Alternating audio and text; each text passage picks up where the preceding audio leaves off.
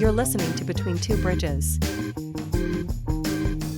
a business-to-business podcast.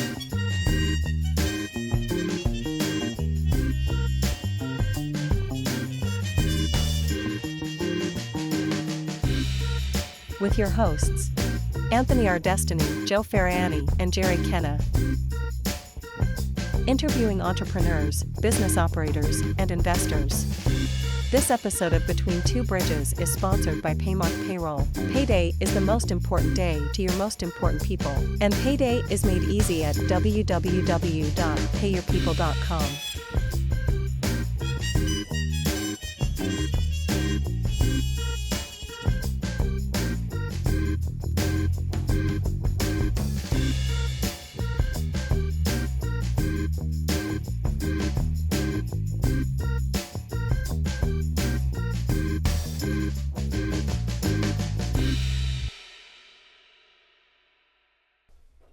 Alrighty, we're here with another episode of Between Two Bridges. I'm your co-host, Anthony Ardesti. I'm the owner of a little side hustle I got, AA Concepts. You can check me out on AAconcepts.com. To my left, the cleanest guy in the biz.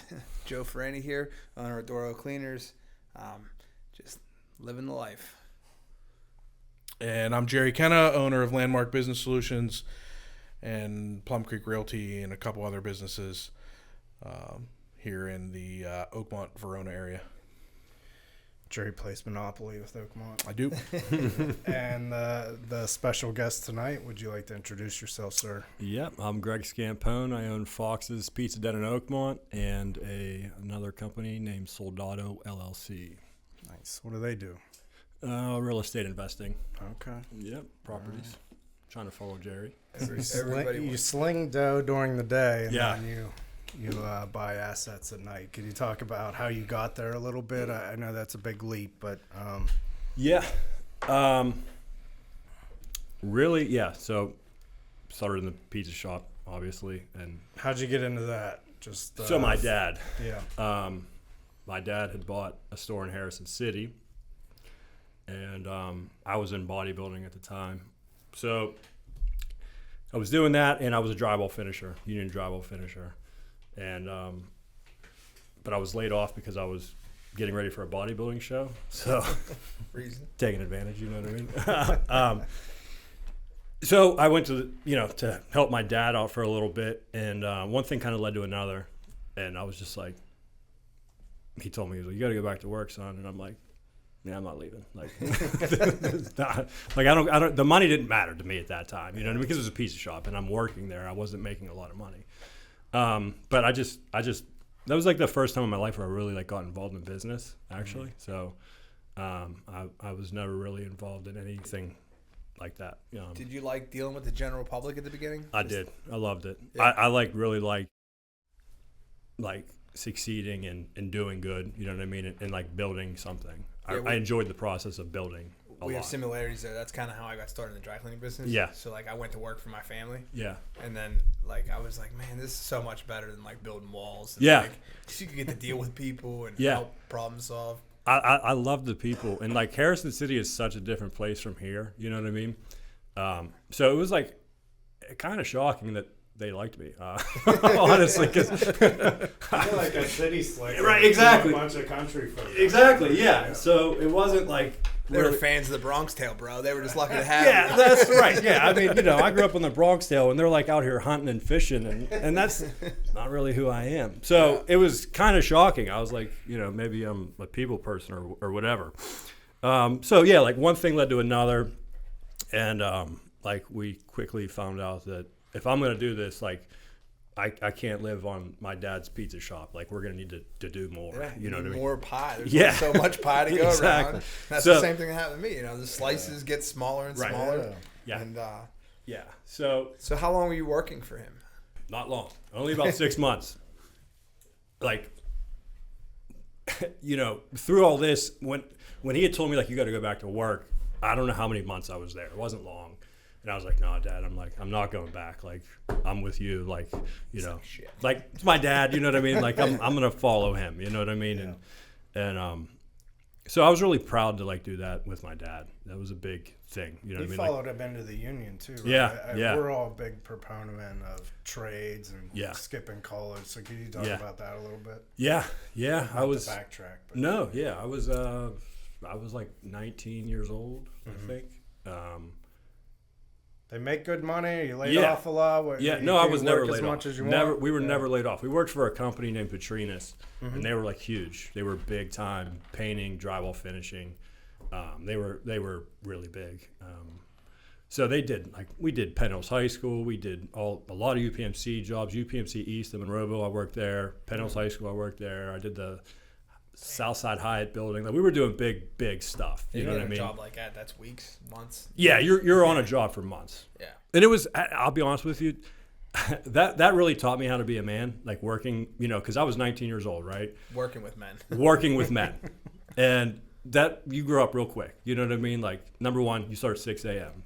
It's hard to wake up and do physical work like that at 6 a.m. You know what I mean? Especially when you're young. I'm 19, 20 years old. Like, I'm drinking the night before. you know what I mean? Like, we're trying You mean out. 21, right? Yeah, 21. Yeah, 21. Excuse me, guys. Yeah. So, or, just whatever. So it was tough. But that really taught me how to be a man, like the first time being structured, like, hey, this is the schedule. We got to stick to this. You know what I mean? And like, it doesn't matter. We got to get it done. So it was also a lot of fun. I mean, we had so much, number one, my dad was the foreman. And we just had this crew of guys, and my brother not long after got in too, Gino, it was cool. It was a good time. Get a little insight though. You see some guys and you're like, I don't want to be that dude when I'm 50. So here's the deal, and that's what ended up happening is that from a young age, even at 19 years old, I was running this thing called the pneumatic pump. Okay. And I was at 19, 20 years old, I was a freaking animal, like 220 pounds. Yeah. Just couldn't be stopped at anything, and I wanted to destroy everyone and everything all the time. Like, didn't matter. I'm running this pneumatic pump. We're doing 1,000 sheets of drywall a day. This box is 50 pounds. I'm lifting it up 1,000 times. I'm crushing guys. Like, they're like, dude, like, slow the hell down. You're making us look bad. Yeah, right, yeah. And I'm like, no. But I'm getting paid half the rate. You know what I mean? Apprentice. Yeah, I was an apprentice. So I started off at like $12.50, and I think it was like 4 years or whatever to get till you top out.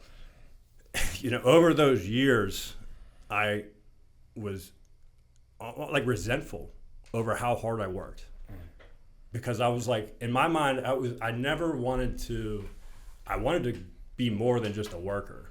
I wanted to like be a part of that company, which that company I mainly worked for a long time. And I just like, maybe it's like the dreamer in me where I'm like, if I work hard enough, I could be a part of this company. You know what I mean? Yeah. And it didn't happen. And that's not really the way it goes. Thinking back now, I bet you that company's like, where's that crazy dude from Bronx Tale? Probably, yeah. We could really use a guy like that. We'll dude, it was me and my brother, and we'd cut up and have a good time. Oh, dude, we'd have a good time. But like, also, like, I can't remember arguments we got with guys, and they're like, dude, like, you don't want to do that. Your dad's like, look, I know a lot of guys brag about their kids. What did they top out at? But like, what did it top out at? Back then, I think it was like $27 an hour plus your package. So like $27 an hour plus like all your benefits. I think with all your benefits, everything was like 48 or like between like 42 they and 40. kick in a lot for like retirement. Yeah. So, but it was pretty good. Like, we had a retirement fund. We also had like this annuity fund. Yeah. So at the end of the year, you get $5,000 back. Christmas fund. Yeah. That's pretty much what it was. At the end of the year, like December 15th, you get this annuity check for like $5,000. I was so stupid. I blew all of it. Hey, I blew all. If I thought like how I thought now. So the words stupid and young, they're interchangeable. They go hand in hand. They're like peas and carrots. They go hand in hand. We had a guy here last week, and he was talking about. Remember, we were talking about he has a Lamborghini. He's a young guy, and I asked Jerry. I said, "Imagine if I didn't drink. How many Lamborghinis do you think I'd own?" Right. I know. Yeah. You think about that stuff. Yeah. So you start slinging dough. Slinging dough, yeah. So maybe 3 months, 6 months, we're going to start looking for another store. And we discussed that we're like, hey, like, we don't want 1 or 2. Like, we want a lot. Like, we want to do this. We're gonna get like possibly like 10. Like that was our goal to start. Me and my dad, and he had started everything, and I kind of just like piggybacked off him. So we bought Oakmont, and like Oakmont wasn't for sale, but we have the Harrison City store. I'm from Verona, grew up here. You know what I mean? I'm like, I really want Oakmont. Like it's in my head. I need to. So that store wasn't there or was there? No, the store was there. Okay. It wasn't for sale. Okay. Who owned it? Was it a corporate store? No, it wasn't a corporate store. Okay. His name's Demetrius. Okay. So Greek. Yeah. Shocking. I didn't know for Kara's own Foxes. A little bit. They actually call him the Greek. Yeah. He's a cool dude. Yeah. So what's I mean, you don't have to put the number out there. No, but yeah, like yeah. Roughly, what are we talking? Oh, we can't It's talk about about- that. Yeah. But we talked earlier though, like We'll cut that. it makes more sense for you to like buy something established in that industry Yeah. than to go out and be like, all right, Build your own. reach out to Foxes and say, hey, we want to open a store. So even though it's a franchise, it's still easier to purchase. Yeah, I think there's a lot of benefits to it. Like over the years, I feel like I'm an individual, so like I have my own ideas. So there's certain things where I wish I could do on my own or implement on my own, right? But like when you think about like the franchise aspect of it, and what you get, everything's there for you. The marketing plan, the systems, The brand. the brand. brand, right? Just the Yeah, the fact that- brand. That's a huge part. of Plus, it. you're slinging drywall like months prior, Yeah. and now you have a system in place for Yeah. you to go and take that same mindset. Yeah. That I'm going to kill it. No, that was just the show whole- me how to do it, and I'm going to kill it. That's what I know is hard work, right? Like Yeah. that's really, like the work smarter thing that everyone uses now. Like Yeah. that's not really what I was brought up on. Yeah. You know what I mean? Now I'm living it. yeah, right. Now I'm like, okay, I got to start working smarter, not harder. But like I wasn't really raised like that. You know what I mean?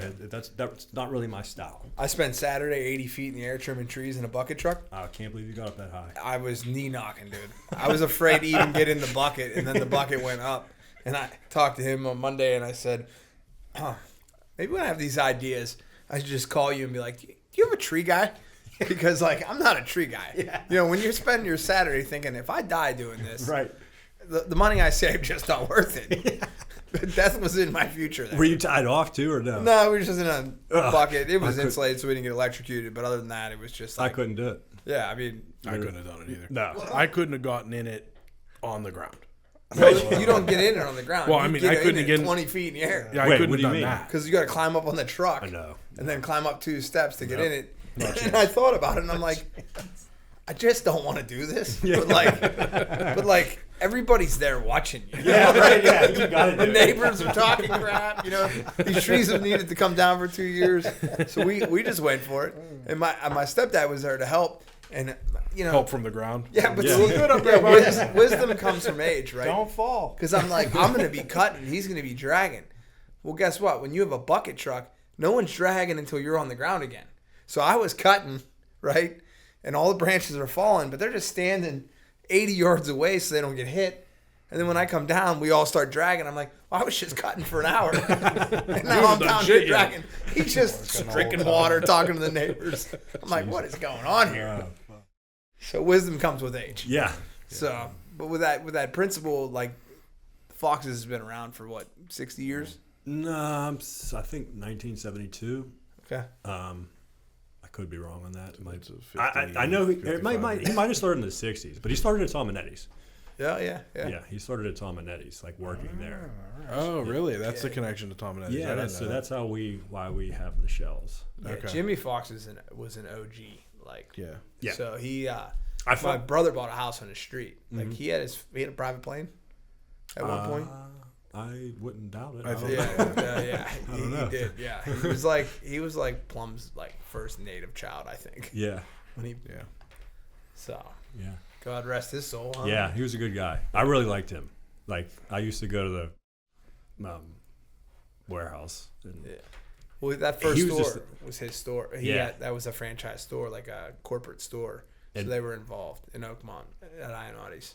For the first Oh. one. That first one. They It were was a corporate involved. store? Yeah. They were. And, At first, and then it went. then the guy took it over. One of the managers took it over. But Okay. so he was around, and like I had a plow truck and delivered pizzas. Yeah. I was unique, dude. Oh, you worked there? Oh yeah, I was delivery driver and cooked pizzas. Oh, shit. Yeah, yeah. Me and Jason Nolan back in the day.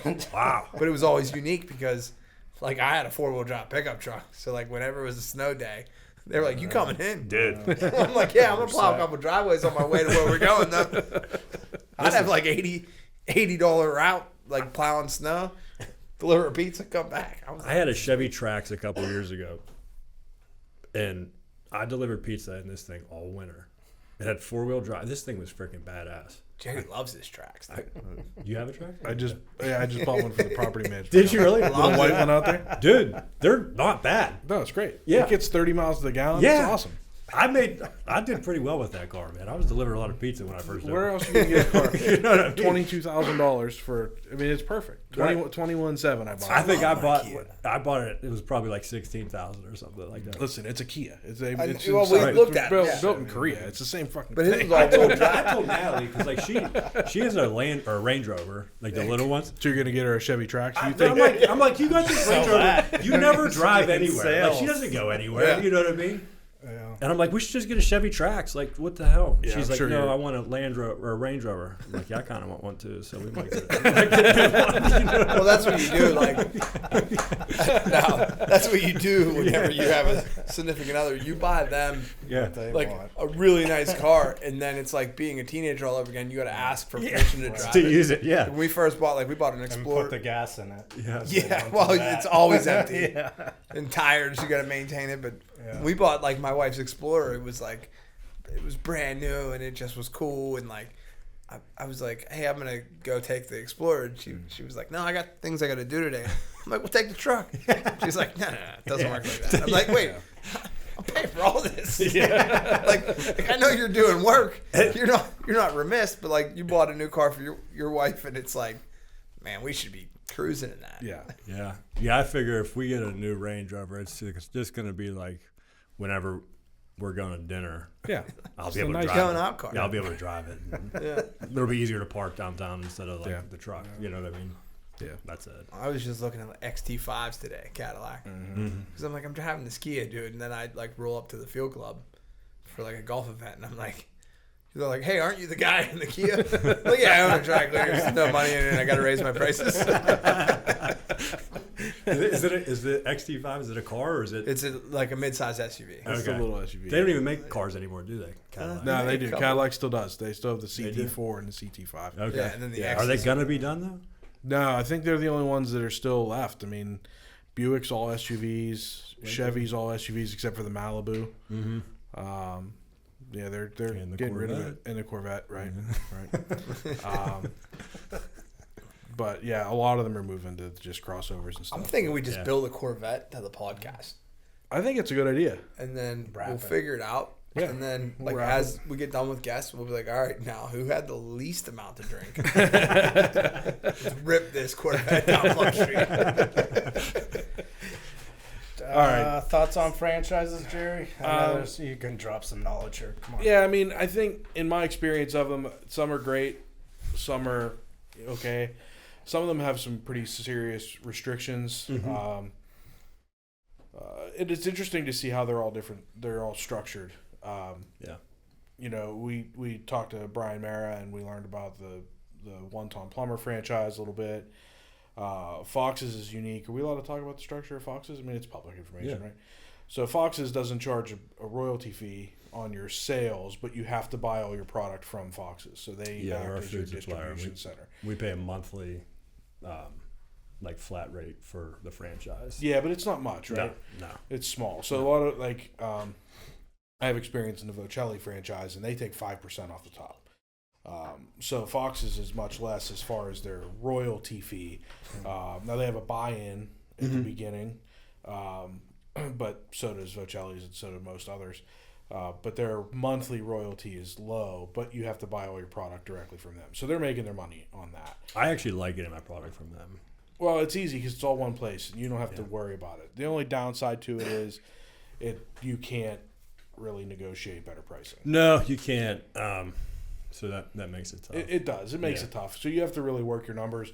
And I know that there's some Foxes that are like really low pricing because of different neighborhoods and areas, Right. and it seems to me like, a lot of these guys are opening up locations in areas that can't support a higher price point, and then they're going out of business, and then they end up empty, and then, for Fox's corporate's trying to figure out somebody to take them over. Yeah. So it has its upsides and downsides. I like the fact that they're not hitting you with a 5%, because in the food business, 5% is big. Yeah, 5% of loss is a lot. People always talk about like the margins in pizza and everything like that, and it's like, I mean, you got a lot of, you're paying a lot of stuff. Yeah, there's a lot. I mean, and labor costs, delivery drivers, insurance, rent, depending on the neighborhood that you're at, taxes.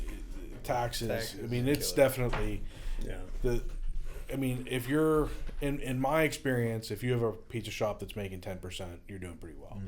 But that's why, like you talked about earlier, you can't just own one. You have to own several of them. If you're going to try, if you own one, you bought yourself a job, and not even really a well-paying job.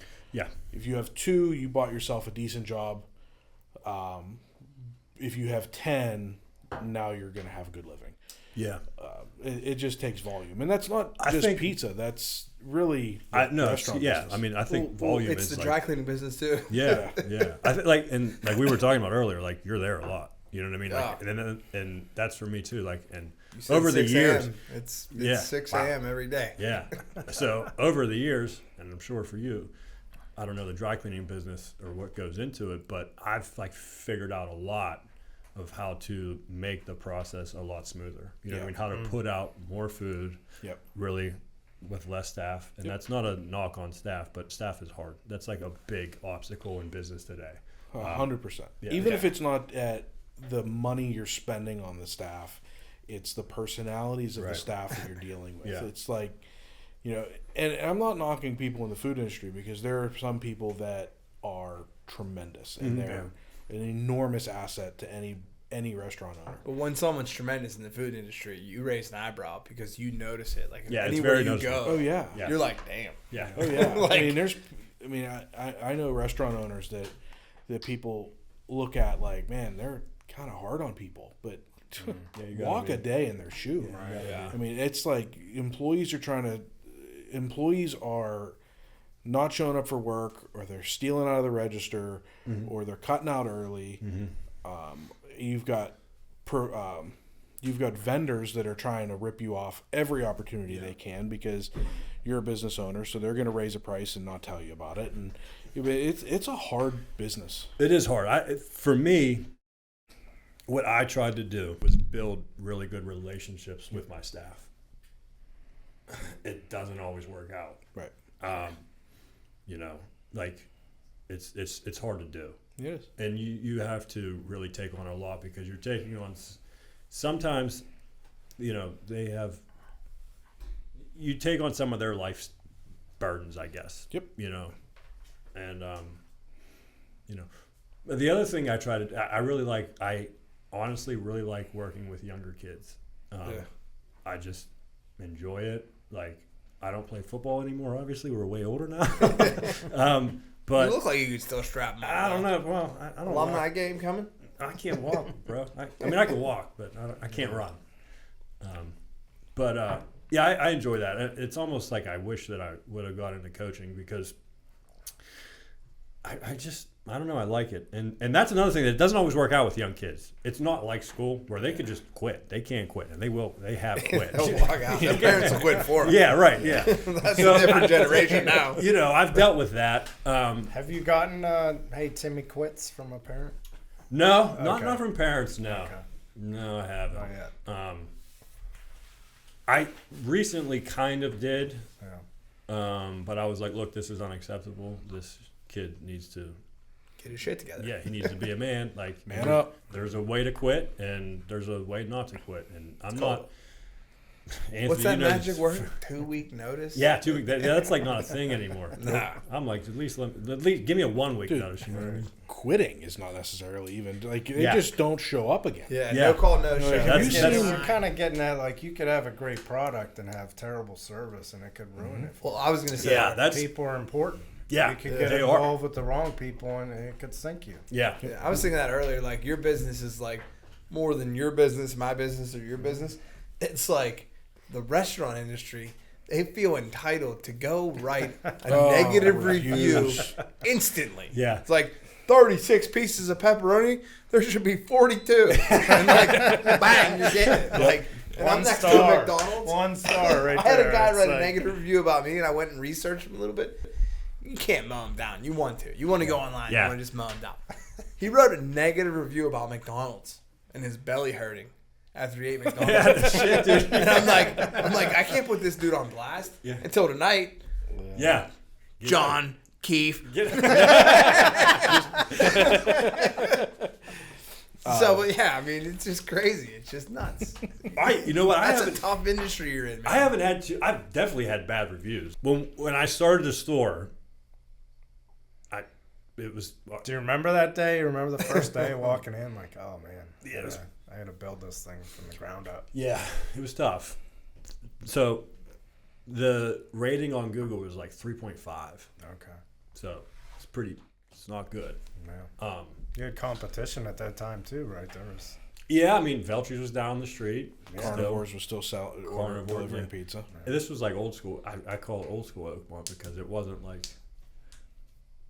I don't know. There's a lot more. Everything's different now. Yeah, well, I mean, I just drove through town today. It sure is different. yeah, There's deer everywhere. yeah, by the way. yeah. I mean, one of the deals of me moving was I wanted to be able to shoot a deer in my yard. You could Right. feed Apparently, You I do could have it done here. that on Virginia Avenue. Yeah, you could do that. Or Like, the you could like commons. we feed deer like apples and bread like on Sunday dinner. Like seriously, like we're Part of the like family. we're just like throwing them bread. So you're the one. Yeah, it's me. Yeah, The Game Commission says please don't feed the wildlife. really? Yeah. Come on, man. They look hungry. Let them go somewhere else.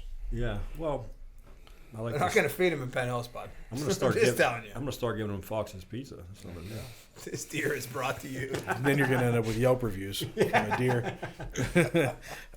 Yeah, I always thought that was crazy. And I read, I have restaurants that I like to go to, and Yeah. I think a lot about, and I think a lot of them. And I go online and I see people's reviews, and I'm like, man, if I owned this place, I'd lose my mind. It takes a moment. You have to pause. Yeah. Like, actually, Yelp advises you when you're about to respond. It says, like, take a moment to clear your head. Because, like, my Yelp reviews are garbage. It tells you that? Oh, yeah. I've had not, it's an algorithm, right? So, like, I have 13 great Yelp reviews sitting in my bank that aren't exposed to Yelp. But I have 7 reviews from the previous owner still after 7 years. Dude, listen. I hate that. Yeah. And then they'll call you and ask Google's you the to same way. spend money to advertise. Yeah, right. I get them all the time, and I'm like, shut up, stop calling me. I'm busy.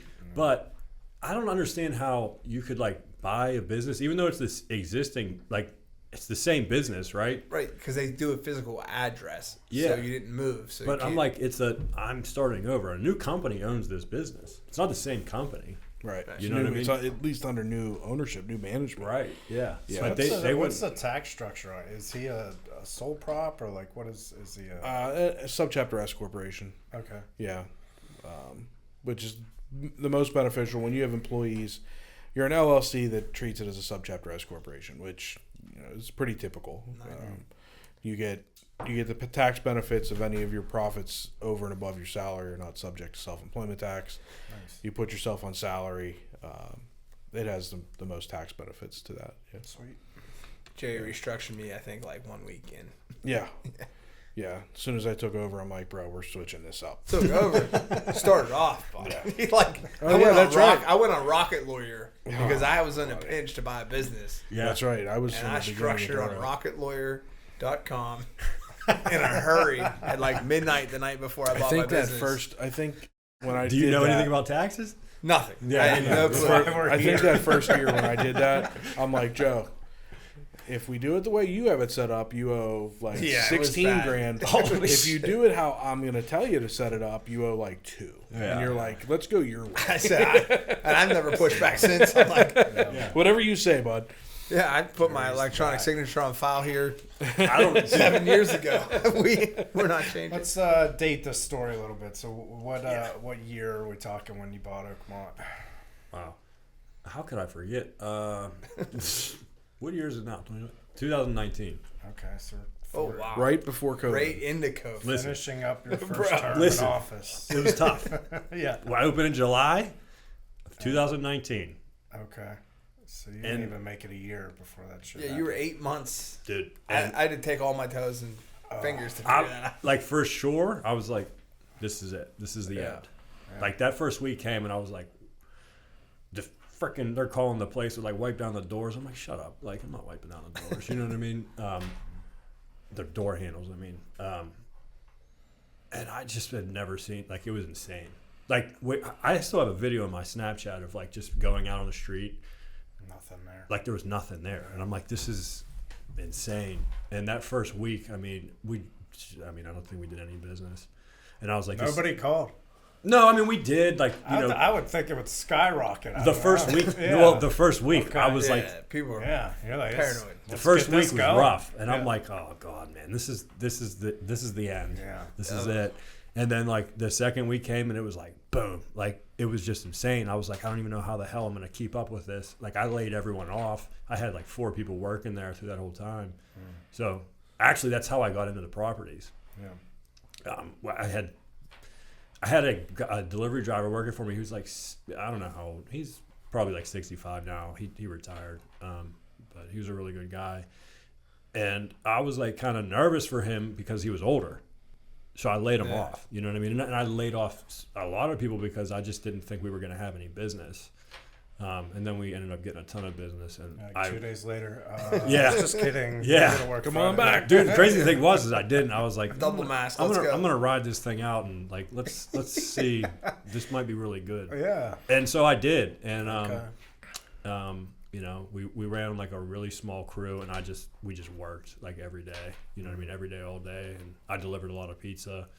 And That's like a good day for you if you don't put like that. me personally, or like 100 pizzas. I mean, No, I don't even have to put go by dollars that. there. No, like 2,500 would be like a Good Friday, something like Okay.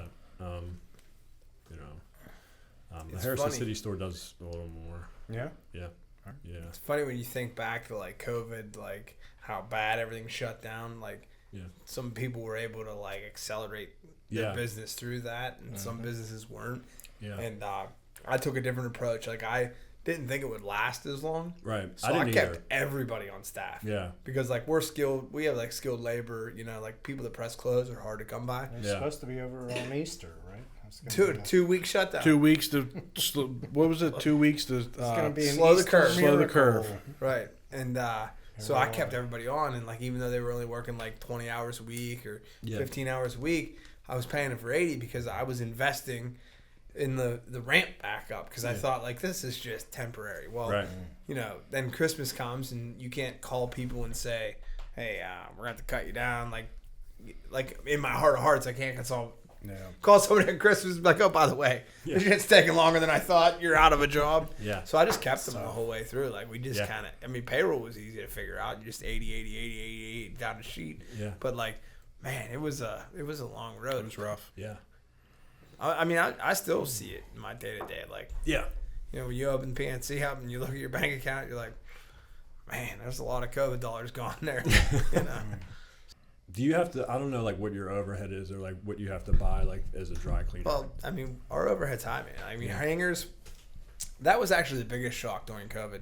Is hangers became unable to get like not just like were they expensive. Yeah. It was like, we're 3-4 maybe a month out on Dude, getting a that's box like of hangers. chicken wings for us. Because they come from Like, China. you know, Wings went through the roof. They come from China. Yeah, all of our hanger are import. So I mean, Now it's Sharpsburg, right? oh yeah, I bought a hanger machine, bro. I was Did you really? Yeah, Good. I bought a hanger machine and like $8,000 worth of wire, and was like, let's go get some hangers. I mean, sorry. At the end of the day, the American, flag's on this wall for a reason. Fucking right. And You know what I mean? that's the thing. I like throughout creative. COVID, I feel like it gave you this mindset where like no one's doing shit for you. It's sink or swim. Oh yeah. I learned a lot during that time. Yeah. You know what I mean? Funny enough, I have a guy that was a customer of mine. He would come into the dry cleaners, and I was just having a real bad morning during COVID, and I was like, you know what? We don't make shit in America anymore. That's going to be our downfall. I was like, we need to start making shit here again. Yeah. And he like is a really nice, like he's probably like late 60s, early 70s, and he's like, well, I have a small manufacturing business that I might be thinking about selling. And I'm like, let's go. I'm sending Jerry all the paperwork. I'm like, we're buying a manufacturing company. Did you buy it? Oh, yeah. That's great, dude. Yeah, That's where the wire hanger machine is. So we manufacture flexible ductwork and 18-inch shirt metal hangers. That's awesome. So, Coincidentally, they use the same wire. yeah. And we're really hoping for like a World War III to happen so they can call me out and be like, hey, can you make bullets? Yeah. Like, hell yeah, I can make grenades. So, but yeah, it's just that was a crazy time. Yeah. I mean, COVID was crazy. Yeah. I mean, obviously you got through it. Yeah. That's back to your work ethic. How's inflation now? Is that burning you up a little bit? Yeah, I think it affects things. Yeah.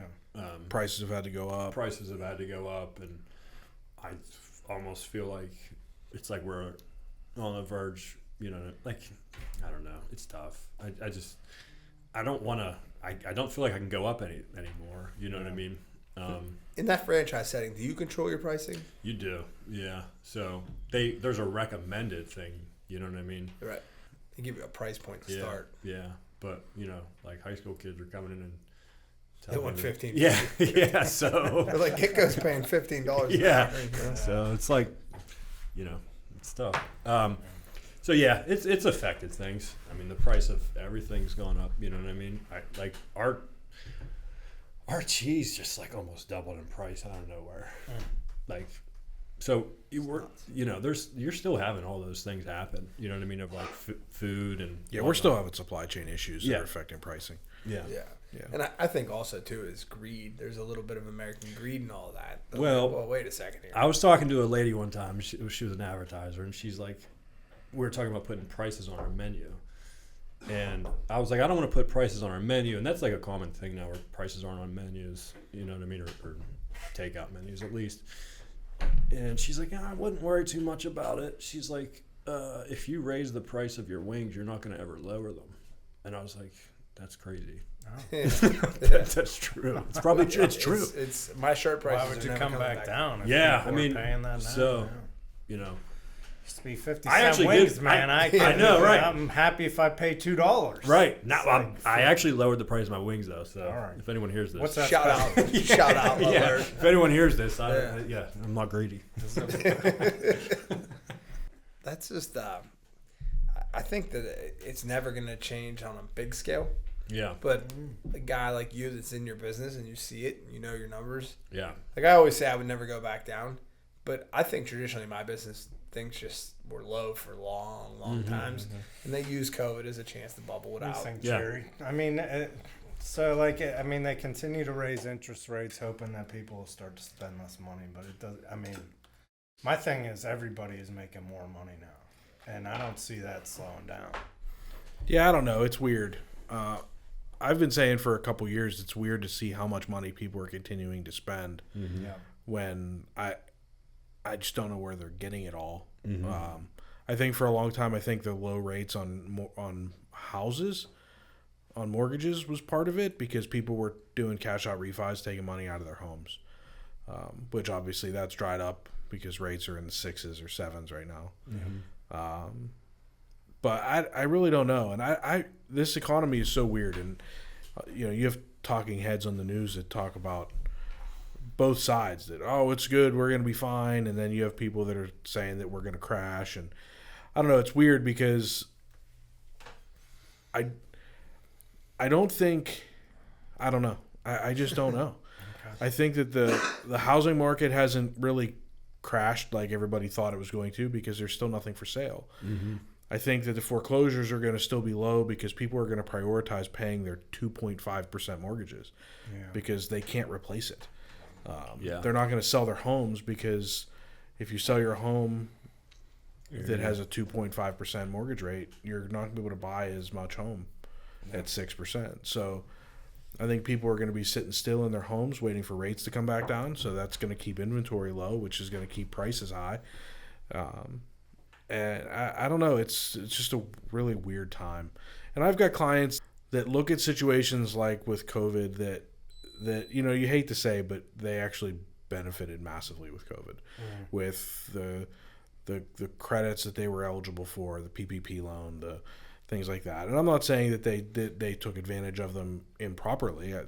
They were eligible for them. Yeah. They took the money that they were eligible for. Right. I've got several clients that ended up coming out of COVID stronger than they went in, legitimately. I think right now I've got clients that are continuing to grow their businesses, buying additional businesses. I have multiple clients that are in that situation where they're looking at acquiring additional locations, different complementary companies, starting different companies.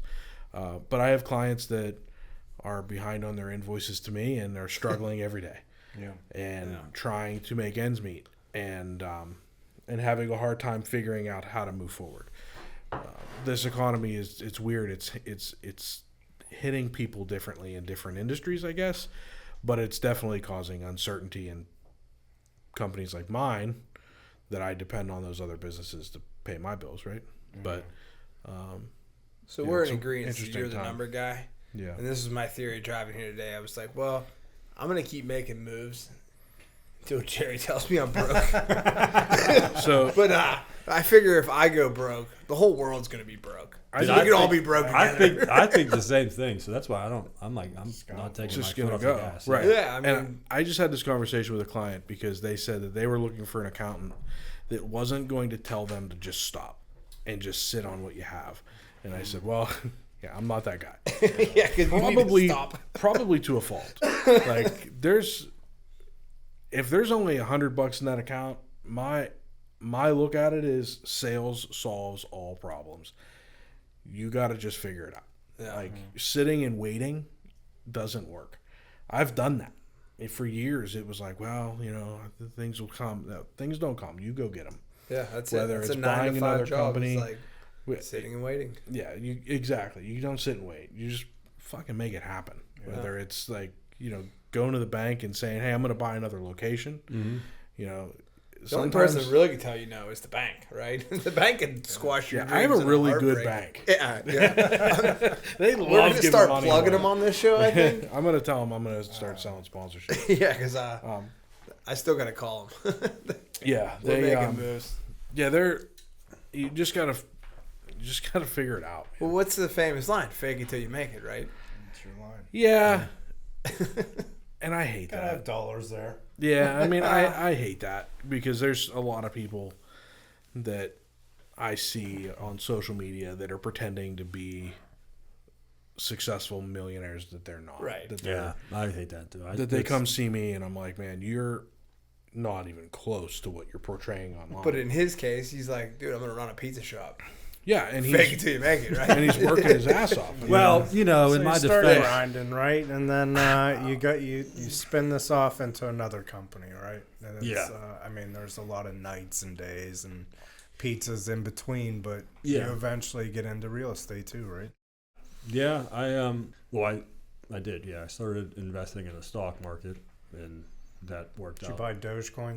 I messed up with Dogecoin, but I did buy it. Yeah. To the moon. Yeah. To the moon. Dude, I wasn't the most patient person when it came to the stock market, so I did well with it, but that was by luck. It was not by skill, and I quickly realized that, and I was like, this ain't for me. Even though I did well. Yeah. I was like, I will not be successful with this. So I don't have the patience to read all that shit. I have no interest in it actually.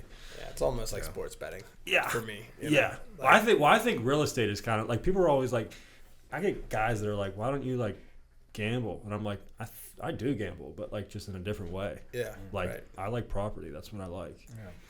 Yeah. So I just bought 2 properties with cash. Yeah.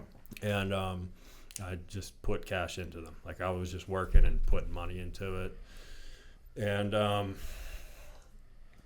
just kind of went from there, refinanced them, turned that into other properties. So I'm closing on another property on, what's today's date? The 17th. So another multi-unit. I like multi-units. I don't like single families. There's not enough. It's the margins aren't there. You know? For me at least. I don't want to walk away with $200 a month in cash. So you flipped one initial property into. Well, I bought money at two. this Like point? I did buy two single family homes. Yeah. But I bought them like two at a time. So, and I rent those out. Yeah. Yeah, that Flipped them goes- yourself and the whole. Yeah. Well, I did. I didn't do a lot of the work on those two. I had guys do the work. My brother did a lot of the work. But I was so busy at the pizza shop that I never could get away. So every time I would go there and do work, I'd get called back to the pizza shop. Yeah, that's what they say, like stacking doors. You got to get doors. So if you're buying a multi-unit, you get 3-4 doors in one deal. Yeah. The nice thing about a multi is that a lot of times you can get a multi for less money than you would get a single family. Yeah. Per door. Anyway. And I just had this issue with this property that I'm closing on. It's in New Ken. A lot of times, like, they don't. A multi-unit is almost not worth as much as a single-family house. That's right.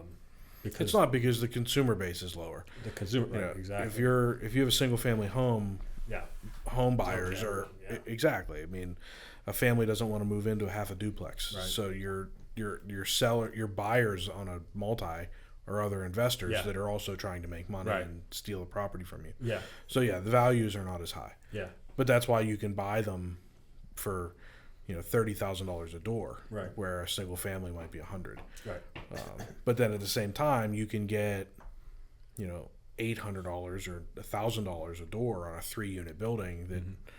That, so now instead of having $1,000 a month coming in, you have $3,000 a month coming in. Yeah. So it's your margins are a lot higher. The downside to multis is that they're hard to find. Yeah, they are hard to find. Like, the market is. There's just not a lot of them out there. No. I mean, and the ones that are out there, you're gonna do some work. The investor knows what they have. Yeah. Or you have Unless investors that Well, are trying to sell them for big money, and you yeah, can't a get lot it. of times I think it's investors that are trying to sell. Like, a lot of times, at least what I'm seeing, I don't know, Jerry, you can tell me what you see, but it's investors that have had a property for like maybe 30 years and they haven't done anything to it, and they're like, oh, it's a great time to sell. You know what I mean? Like, I'm gonna cash out.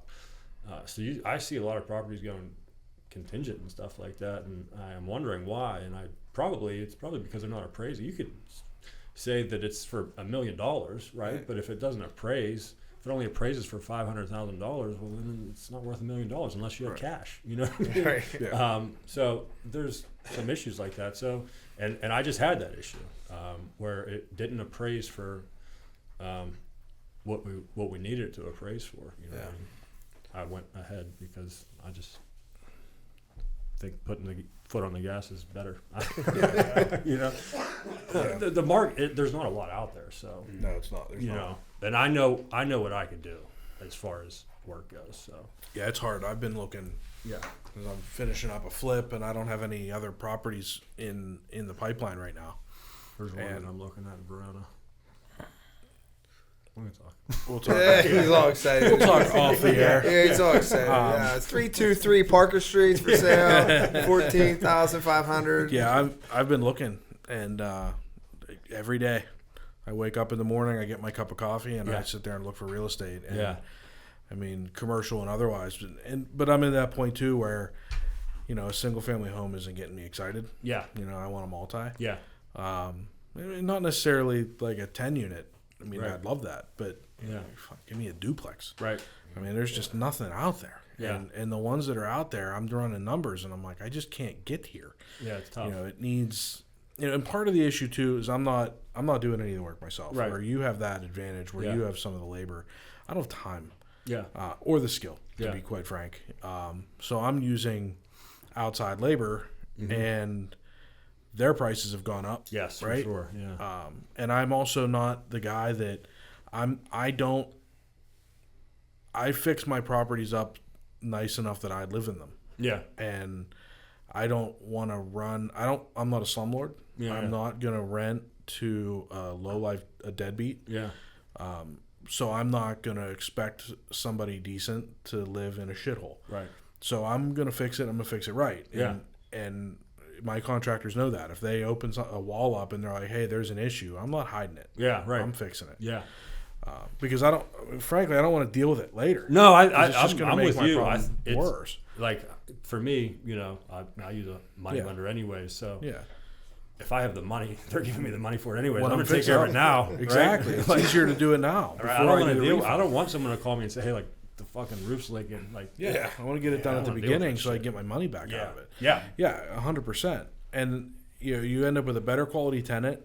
But that's the problem is I'm looking at properties and I'll have a wholesaler or an agent that's like, oh, you can just paint and some flooring. You could be in and out of here in $10,000, and I'm like, you need $50K here. Yeah. Because I'm not gonna paint those cabinets. I'm gonna replace those cabinets. Right. This bathroom, the floors aren't level. Yeah. Like, there's a water issue here. Yeah. There's, I'm looking at things like this needs a roof, this needs windows, this needs this, and well, the numbers don't work now. Yeah. So you want 100,000? I'm at 30. I did. So- Yeah, right. I've looked at, I don't know how many properties I looked at to find this property, right? Yeah. Like, I mean, probably like close to 15. Like, for real. And not even like in areas that I'm like, I don't even really want to freaking be here, but I'm just like, I got to keep moving forward. Like, this is what I got to do. Like, this is, and It's hard, man. yeah, I'm It's like really looking hard at right places and like you said, floors are on level and all that shit. And they're like, well, there's tenants here. And I'm like, that's the worst thing. Yeah, no. You know what I mean? Like, you haven't fixed this place in 30 years. Yep. You And I haven't can't won- even fix it because these people are here. and you haven't won a $500 lease. Like, that's great for them. Yep. Right. I just looked at a place that it was a 3-unit. It had a guy living in the 1 unit. And I don't know anything about him. He may have been a great guy, and hopefully he's not going to listen to this and be like, fuck you, that was me. Yeah. But he had empty beer cans all over the floor in the living room. Yeah. He had old food in the kitchen that was all like moldy. Yeah. And I'm like, this guy's living here right now? And they're like, yeah. And he pays $500 a month, $450 a month. And I'm like, and they're like, oh, it's great because while you're doing work in the other units, you'll have some money coming in.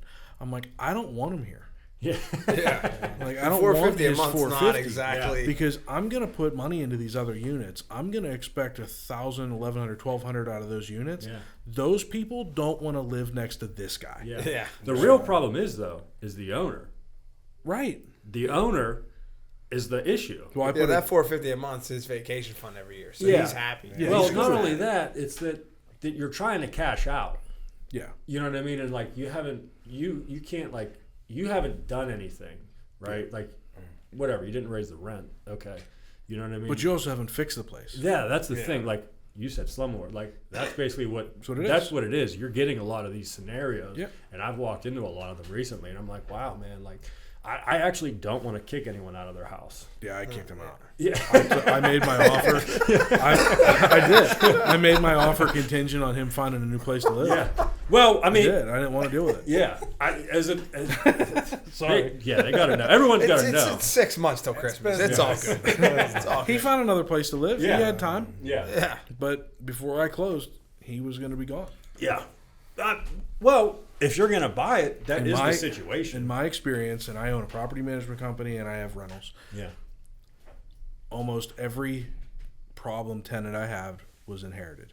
Yeah. I am very careful about the tenants that I pick. I screen them.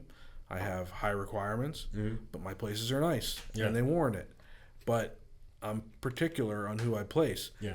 And I would say 9 times out of 10, if I have a tenant that's not paying, a tenant that's damaging property, tenants that's just a nuisance, I didn't place them.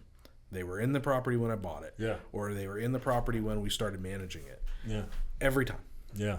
Yeah. It's So tough. It's I a don't tough want situation. to. I don't want to buy a headache. Yeah. So I'm sorry, and I hope that guy likes his new place. He had to go. Yeah. It No, I mean wasn't that's gonna the make sense. situation. It's probably our first Like, subscriber. Dude. It's just Bad that mother. show's pretty good. That's the, I love this show.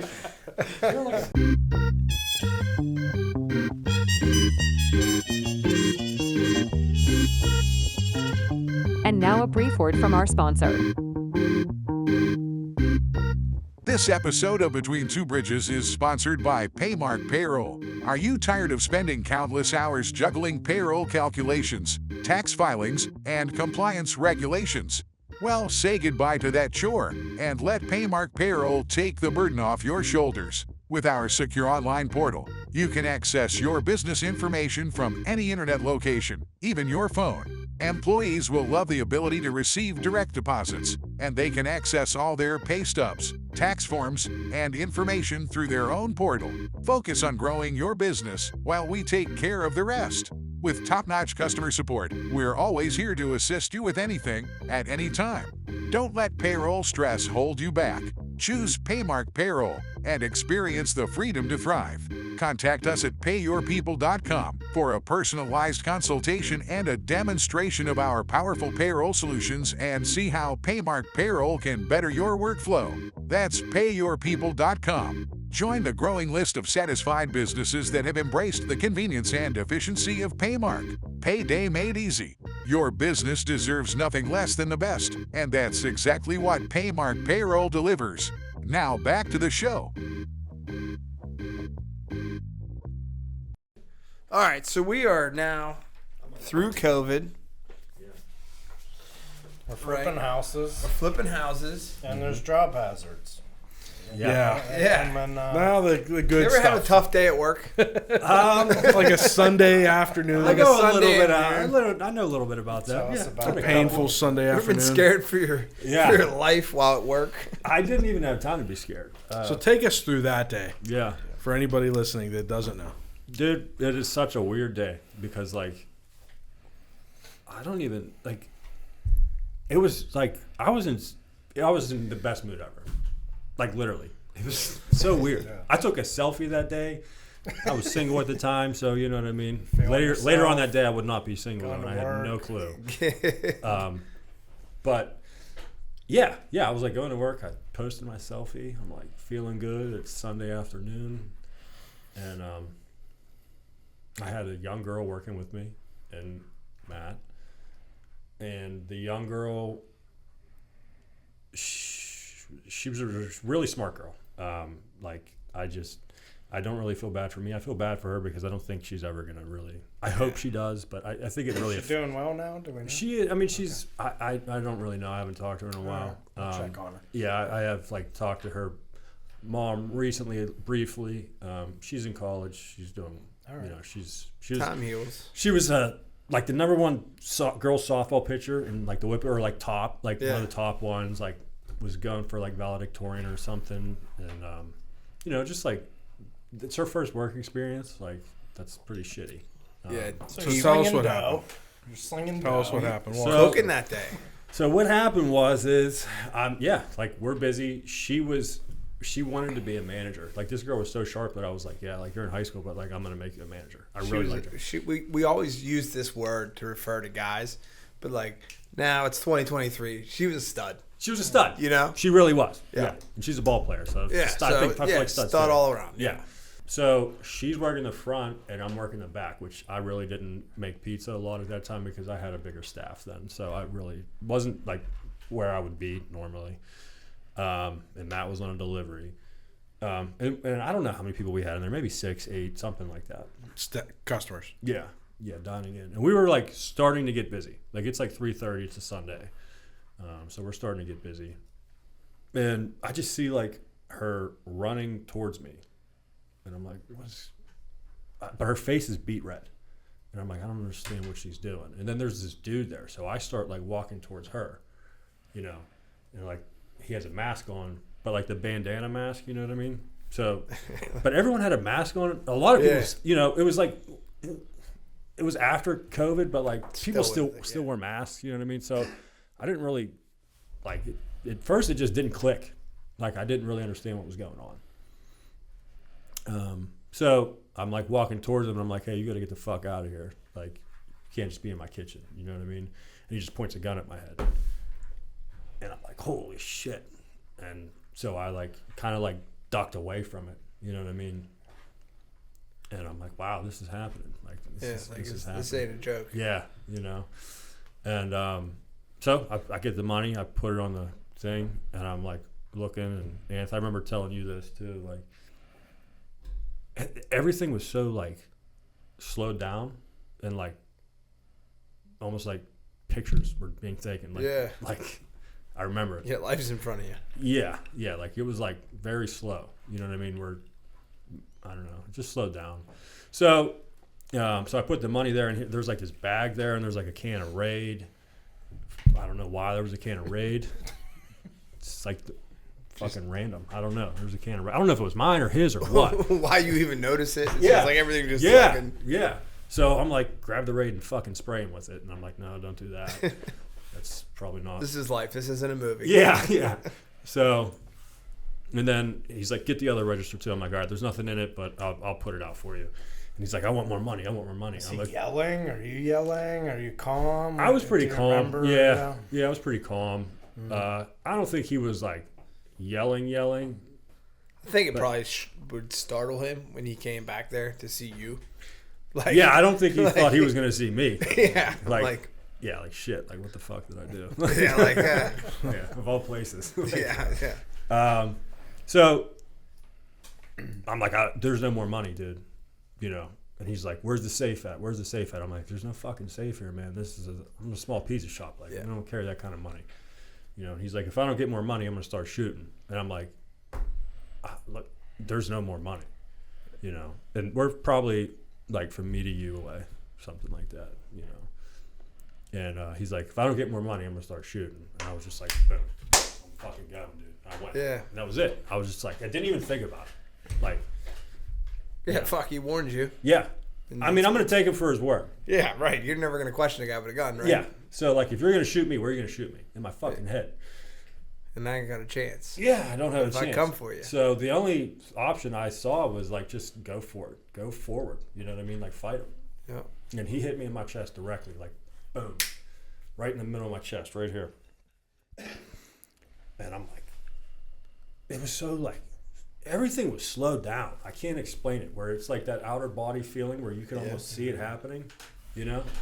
And I'm like, oh man, this ain't good. You know, he hits me again. I'm like, oh man, this ain't good. And I put my hands up and he hits me in the hand. You say he hits you, he's shooting you. Yeah, he's shooting me. Yeah. Yeah. Yeah. So I get a hold of him and I'm fucking wrestling him and I drive him into the ground. You know what I mean? I like throw him into the ground. And as he's falling, he shoots me in my legs. And, you know, he's like falling. We're fighting. And That's like 4 or 5 shots at this point. yeah, he hit me 6 times. Yeah. So my legs broke. My legs broke, like, it was weird. I don't know. It was like I grabbed a hold of him and I'm driving him into the ground, but he's shooting me in the legs. And So weird. What did that feel like? Did that, I mean, dude, you get shot in the Did you chest, feel it, or like, was it just no, adrenaline? I I didn't mean, feel speaking for anything. everybody in the room, you're the only guy that's ever been shot. What's it feel like? Yeah, it didn't at that time, like when it happened, it didn't feel, I wasn't even focused on that. Yeah. You know what I mean? Yeah. Like I knew I got Fuck hit in it. the chest and I was like, you're as good as done. Like, Yeah, you're not, you don't have much longer. You know what I mean? Yeah. So, yeah, we're fighting. I'm fighting for the gun. I get the gun out. I remember telling you this too, man. Like the gun, dude, and it's like in the movies. Boom, gun, like sliding across the floor. Like I got it out of his hand. You know what I mean? Yeah. Well, And now I'm you're like, not getting shot anymore. yeah. So. I'm like, go get the gun. I go to move, and I just can't move. Like there's nothing. My legs won't move. Nothing. What about customers in the store? They were pretty scared. They didn't. Nobody did No. anything. Yeah. Yeah. I mean, there wasn't much to do. Like this whole thing took maybe a minute and 30 seconds. Yeah. Like this was quick. Yeah. 5 You know? minutes to tell happened faster than you can even tell. Yeah.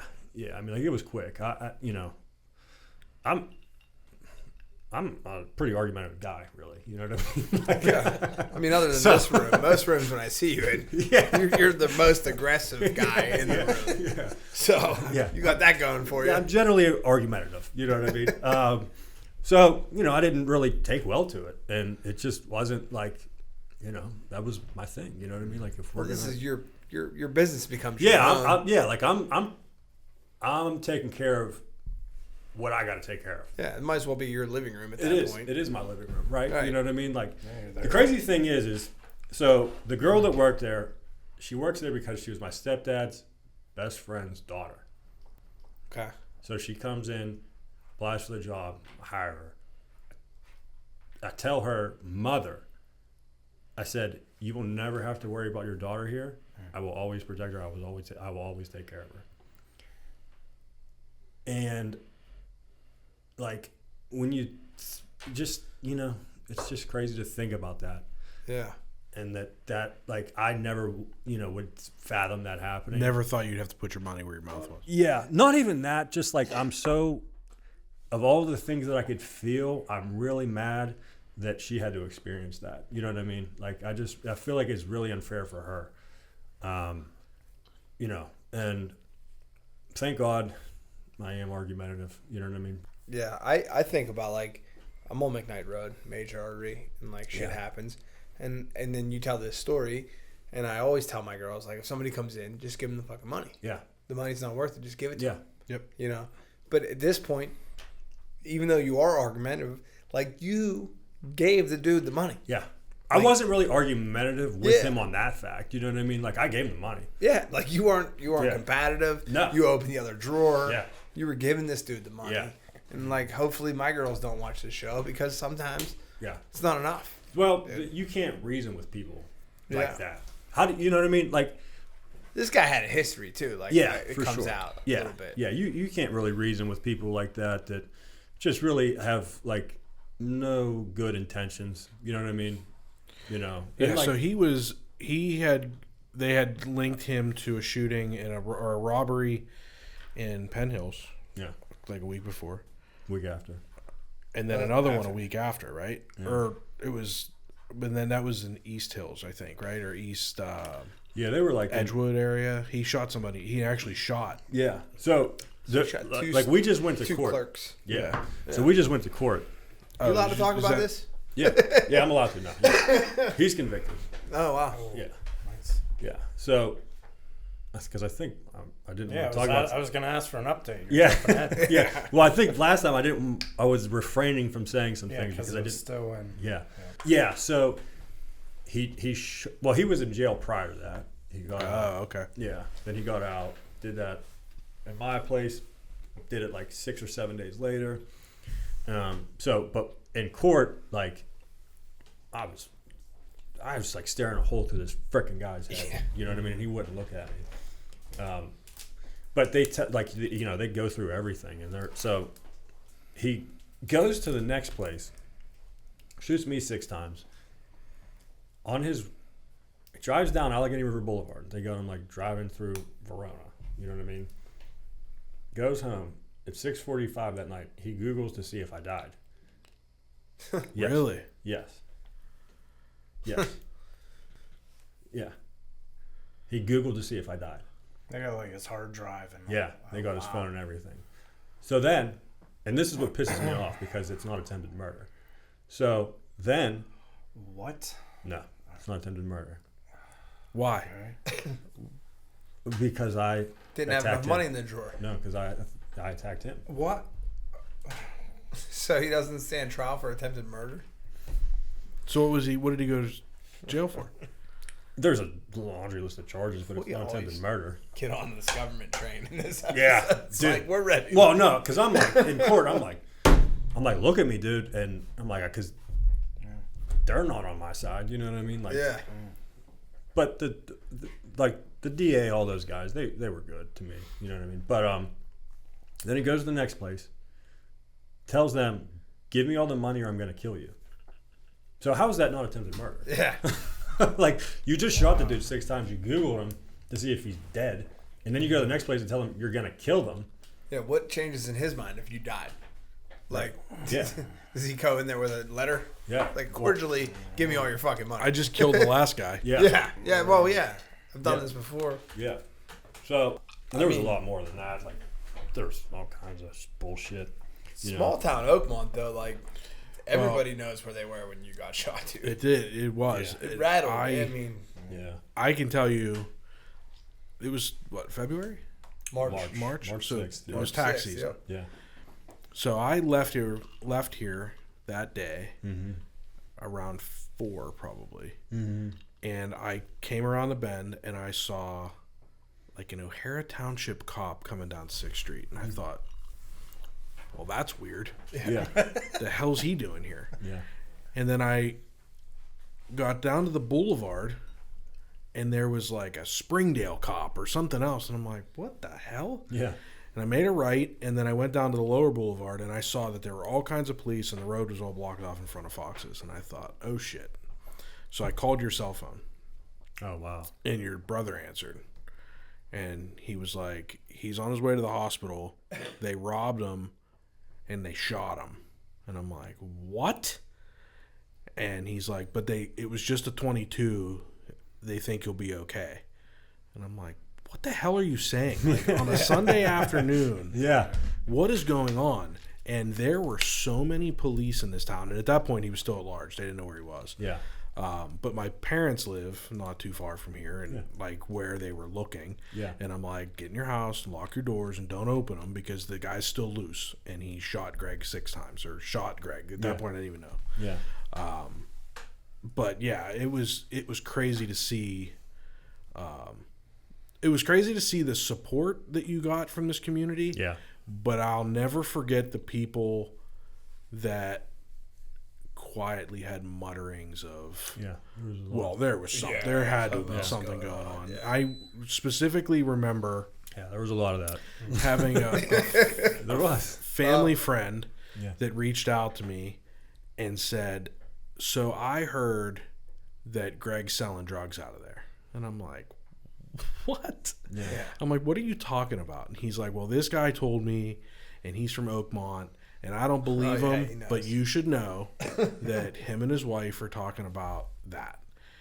And I thought, you know what? Fuck them. Yeah. Because here's the problem with Oakmont, and I'm born and raised in Oakmont. I don't think it was just Oakmont, though. Well, here's the problem. Yeah, I know, because we're from here, but Nobody thinks anything bad happens in this town. Mm-hmm. Yeah, I heard you had mob connections. Mob connections, so drug dealer, on that a little all this bit? stuff. Well, you're tied into the Dutton Ranch. I will tell you this: if it's something bad happens in Why this you went town, out there? it's not just it couldn't possibly just be a random act of violence. Yeah. He had to have had it coming. Well, I think it's funny because I was in Key West. I remember. Called you. All right, so I can't think of the Catholic school that my father-in-law went to, but he's originally from Penn Hills. And he knows your dad. Yeah, like maybe St. Bart's or one of the probably St. Bart's. Everybody went to St. Bart's. Trying to think of where they went to But school. he knows your dad and your uncle, and I was shook. I was on vacation. I mean, we're not real tight. I know who you are. I know what you're about, you know. And then you hear this happen, and I don't live in Oakmont anymore, but I don't expect that shit to happen on my shift, dude. you know. Yeah. I'm like, that's my town. You Yeah, know? right. So I'm shook. I'm on vacation, last day on vacation, and I'm like telling my wife what's going on, and they overhear it, and he was like, Scampone. He goes, I went to school with Scampones. He goes, if that's true, they fucked with the wrong family. And I'm telling him, like, I need to get back. Like, I'm like next flight kind of guy. Like, I'm coming, dude. Like, I don't own all these guns for no reason. This is 4 minutes from my house. I need to fucking be there. Like, I'm bringing the son of a bitch in. Like, that's my fucking Dude, so... Get the 50 cal ready. Yeah. Well, the 338 with blue eyes on rack. There was guys... The ARs are just for There was guys in Oakmont, like my uncle was one of them, walking around Oakmont. Oh yeah, with guns. I heard that like, too. They were looking for. Yeah, I'm not gonna say it was my family. Well, my uncle was one of them, but like it wasn't like a family thing, but it was like people's thing. That's like, what he said. He was like, "Bro, they're gonna find him." Yeah, you know. Yeah, and I had a lot of people like. I don't know. Whatever. I was not at liberty to say. Yeah. I'm like so many miles away, like just. I mean, you ruined my vacation by getting shot. Sorry. Like the last day on my vacation, I was like, bro, I need to get back. Like I don't care if the flight doesn't come. I'll cover your 6. expenses on the next one. I'm like, we need to get back. Like I feel like that was the sentiment of people that knew you, not like, hey man, is this dude selling drugs? And goddamn it, even if you were, right, you know, you're still shot. Yeah, you're dying in the street. Yeah, both legs are broke. You're crawling on your elbows. So, who cares if you were selling drugs? The crazy thing is he wasn't, by the way. I wasn't. But so, dude, I come out of surgery. I don't even know what day it was or whatever. I have no clue. That like the first week for me is not like really. You were Insta famous, dude. Like we were on. Everybody was on the gram. Your brother was probably got like 9,000 followers that week. Tino was updating everybody. He did update everyone. Man, he did I was really freaking. well. I don't know how. He had a thumbs up at one point on a story. Of me? Yeah. I don't know how. Shit, I couldn't Gino imagine. might be blue check now. I couldn't imagine being my family in that scenario. That would be tough. Well, how you doing today, man? How's the? I'm good. I don't recovery? even. Yeah. So you still can't run. I can't run. I'm getting there. You don't have the 40 that you used to have. I don't have. I might be like a 6'4" instead of a 4'4". You can still run down the leading running back of Ruby history. Guarantee it. Yeah. I can't run, but I'm getting there. But yeah, I'm doing well. I mean, I just I don't know, man. I never let that shit affect me. Now you're engaged, right? You took that engaged. plunge, right? Yeah, that's what we didn't. So you got shot, and then you ended up with a fiance. So do you know the story? I don't.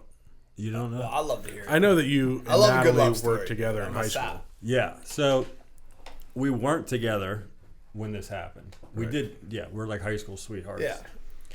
And over the years, we just like always kept in contact. Unfortunately, for all of our ex-girlfriends and Yeah, your friend zone. And yeah, but like our ex-girlfriends and ex-boyfriends could not have liked the other one. There's no way, because it's like, why is this dude hanging around, or why is this chick hanging around? They're all saying, "I told you so." Yeah, right, yeah. So, but I get shot, and somebody like puts my phone in my hand, and like, I'm like, I can't call my mom or my dad. You know what I mean? Like, Good call. yeah, That's a good call. yeah. I can't call my dad. He's gonna think I'm a pussy. My mom's just gonna be worried sick. Yeah. It's only a 22. Yeah. Toughen up.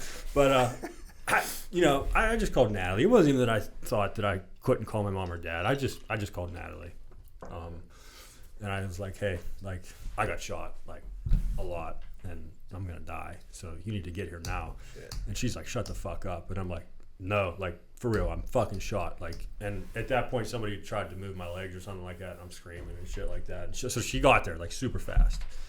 They live around on 4th Street or 3rd Street. So you called That's her forward. from the shop. From my cell phone. Somebody had put somebody just handed me my cell phone. My cell phone was going off as I was laying in the street. It was like instantly, like people When knew. you own a business, that shit never stops, dude. Yeah. Well, no. Like it was like fucking bro, dying. like- I'm still getting calls. Pick up or delivery. so the street. Yeah. You know what's crazy is people were walking in after all this Order happened. back. Yeah, they were like, "Hey, we're here to still pick up our open? pizza." Where the fuck's my pizza? They were like, "We're here to pick up our pizza." They're like, "There's fucking like you don't see the street. Like what the fuck? Yeah. What are you talking about?" That over is the so pool of my funny. blood. Yeah, like we're shut down. Coming right up. Shut down. There's a manhunt going on. Yeah. You got a guy fucking in Key West worried sick. You want a the fucking wings taco special, wedgie? man. Got this through the roof. Oh god, yeah, it was wild. So So you called her. That's called your her. one He phone called call. his wife. yeah, I called my Well, here's to all her boyfriends in the past. yeah, You're not her being one good call. yeah. She's my call. You were breaking out of that friend zone. Yeah, that was it, man. That's what everyone heard. Dad's like, Kick "You're gonna have to that get fucking door shot." down. to You guys call went her, to you know? prom, right? Prom dates. We went to prom. We yeah, it was like senior year. Yeah, so, like- yeah. Friends for life. Yeah. Yeah. So I just told her right then and there. I was like, well, I remember telling her like, hey, like say goodbye to my mom and tell everyone I love them and all that shit. You know what I mean? You She's made her like, the messenger. yeah. I'm like, this You thing. didn't put that burden on your mom and dad. Yeah. You put that burden Yeah. on her. You got to do this. So, but then I was like, you know what? Fuck that. I'm not dying today. Like, and that was like my mindset. So I was like, look, if I live, like, we're going to be together and that's it. So, but I said that, and then like we're in the hospital, and it's like a Look, month it's later. not that bad. You're gonna live. You're like, oh fuck. Yeah. Take her on The dates. funny thing is, like I'm thinking like I was I'm in the- sedated. I'm in the She's hospital. like, so. Yeah. So I'm in the hospital, and she's like, "What are you gonna do when you get out of the hospital?" And I'm like, I don't know. Like, where am I? Like, I need someone to take care of me. Like, I don't know. Like, where I'm gonna go. She's like, "Well, my parents want you to go stay at their house." And I'm like, I don't know if I should stay at your parents' house. She's like, "Well, you're just gonna come with me." And I'm like, "Oh, okay. Thank God that like what I said, like she like took it serious. You know what I mean? Not like there's this awkward fucking. You know what I mean? Like, She was she's not talking to a the doctor and going, "What are the chances?" you think he's gonna make it? Like, Well, thank God she's not a guy. She remembered every word you said. yeah. Like me, I'd have been like, I got to go to the store to get cabbage. Like, You didn't wake up. shit, I don't know what this. There was no point where you woke up and she had a pillow. No, yeah. I have that happen. Yeah. My Part of CPAP being machine plug married. just keeps unvibrating Yeah. out of the wall. She bought me an terrifying. iPad. She bought me an iPad actually, and I just found out that like I have an iPad. You know what I mean? Like, and so she's like, I don't know how it came up. I'm like, I don't even know how I got this iPad. And she's like, what do you mean? And I'm like, I don't know how I got the iPad. Like, I don't know where I got it from. And she's like, I bought it for you. And I was like, when? She's like, you were in the hospital. And I was like, I don't fucking remember that. Like, I don't, you know. Yeah. But that's, I mean, I was She out took of it. ride or die Yeah. to a whole new She level. took it. Yeah. She was there. So anybody out there listening Yeah. that thinks they love somebody, Yeah. I was in the fucking hospital watching, like, you know, Netflix. Bronx Tale, Yeah. Ninja Turtles. Shit dude, I'm like a you know. real research, like Instagram photo guy. Yeah. When you're in the hospital, I was like looking like in the background. I'm like, what's going on with this dude? Like he needs to be okay. 'Cause, like the shit doesn't happen. Yeah. Thanks, I mean, man. as Jerry calls it. So I got my car stolen in Oakmont, 3 doors down from the police station, right? Wow. And I'm talking to Jerry about it, and I said, man, they stole my fucking car. We were at a wedding, kids, different purses. Yeah. My wife left the keys in the car. I said, the keys were in the car. He goes, bro, we don't live in fucking Mayberry. I'm like, thanks for the advice, bro. I appreciate it. And like that really hammered it home too. It was like, man. And then there was a SWAT situation up the street from you, right above Casey's back in the day. What was it? That dude that went crazy was playing music SWAT, yeah. right above Leon's, Casey's, old Casey's. Yeah. Guy was just freaking out. They had to SWAT it. Like Shit dude, happens here. Shit They- happens Yeah, dude. everywhere. It happens, especially today's world, man. Shit's so crazy. It happens everywhere. Yeah, I mean, Something like that change your perspective on life? Yeah. Is there a before and after? There's not, like, Feel you matured? I don't even know. not at all. Do you make decisions differently now than you did before you were I shot? do. I'm actually more aggressive. That's what I would think. Yeah. You've Yeah. seen the end almost. Yeah. It's like it's kind of like, it's like your bonus round. yeah, right. It's like you got a second chance. Like, You know? shit's not as hard. Shit's not like shit. Like, you know, being busy at the pizza shop doesn't mean as much to me anymore. No, you're active in the community, man. There's a lot of respect for you. Thank you. I hope you feel I that. try to I try to pay it forward, right? Because like you, I don't know, I think it was you or Joe or someone or Jerry that said like the community, how much they were there. You know what I mean? And and like I'll never forget that because you know.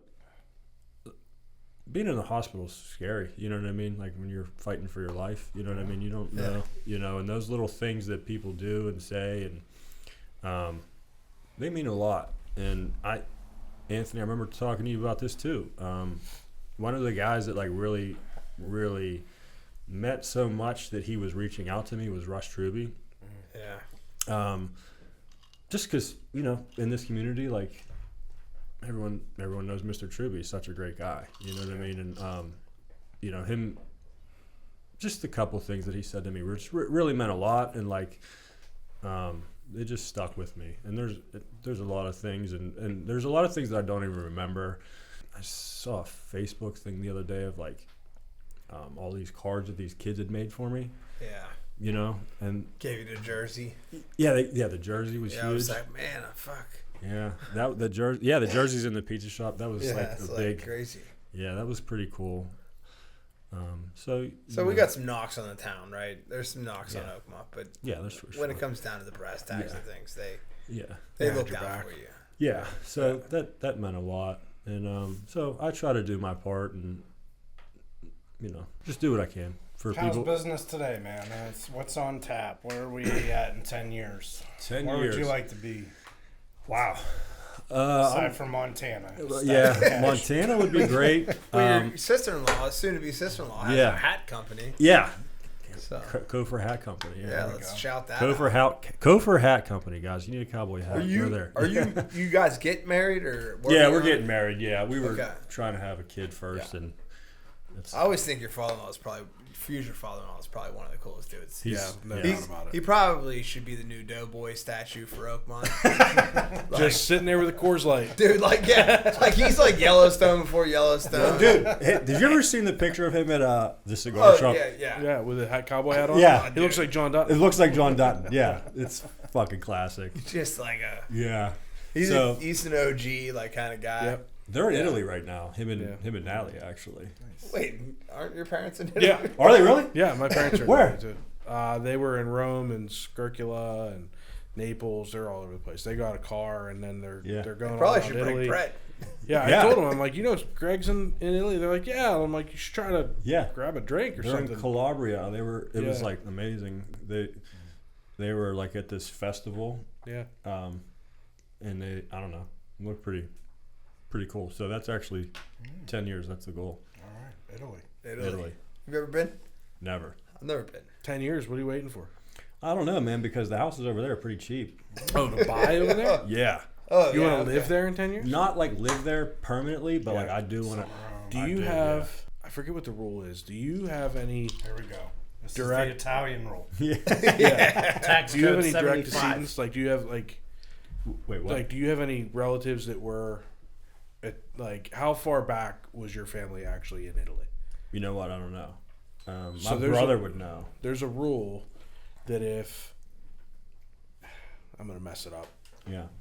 but We'll dub it in later. there's a rule that if you have, I think it's like something with your mother, I don't know.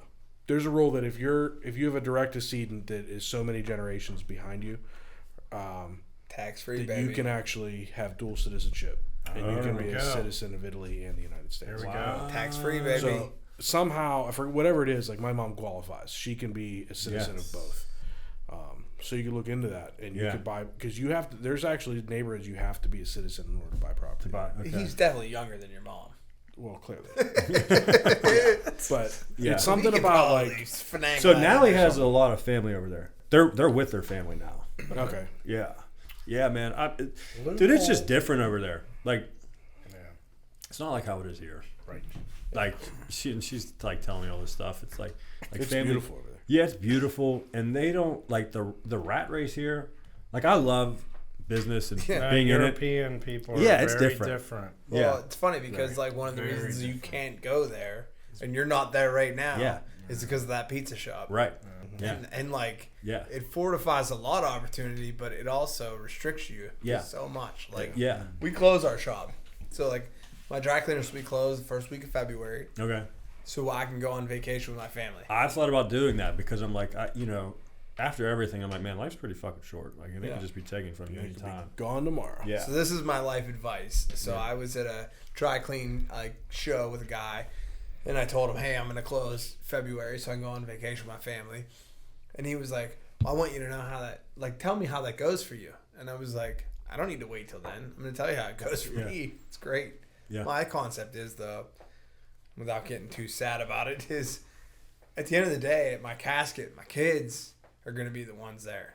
Right. Mrs. Smith that needs her slacks done, she's just going to go to the dry cleaner down the street. Yeah. That's a good fucking point. Yeah. So, so my kids right now, even though I work a lot, at the end of the day, I take that time. So I do 1 week in February and 1 week in July. Yeah. And then we shut it down. Yeah. And it's the only way for me to get away right now. Yeah, I mean, I think that's important. I don't have kids, and yet, you know what I mean, and so I think that will They'll change. get you. Yeah, right. I think it's a change. Yeah. You know what I mean? That I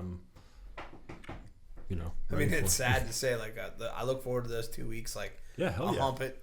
Yeah. And we'll spend way too much money in those 2 weeks, but yeah, we'll have them forever. Right. Know?